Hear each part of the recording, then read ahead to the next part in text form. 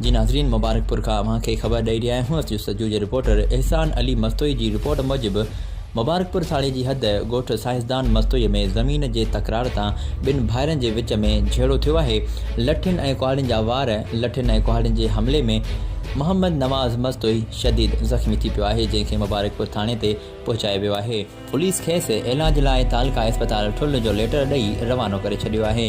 नंढे भाउ अमीर الدين मस्तोई हथां ज़ख़्मी थियल मोहम्मद नवाज मस्तोई जी फरियाद ते अमीर الدين शाहिद समेत चइनि जवाबदारनि ते मुबारकपुर थाणे ते NC दाख़िल कई वई आहे।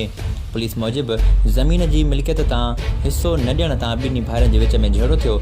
मस्तोई बिरादरी जे ॿिन्ही ڀائرن जे विच में ज़मीनी मामिलो हलंदड़ हुयो। होॾां आख़िरी इतलाहनि ताईं पुलिस को बि जवाबदार गिरफ़्तार नाहे करियो। होॾां नंढे भाउ अमीर الدين मस्तोईअ ॿुधायो त असांजो वॾो भाउ ज़मीन ते कब्ज़ो करे वेठल आहे, पंहिंजी ज़मीन आबाद करण तां झेड़ो थियो आहे। असांजो क़सूर एतिरो आहे त असीं पंहिंजो हक़ घुरी रहिया आहियूं।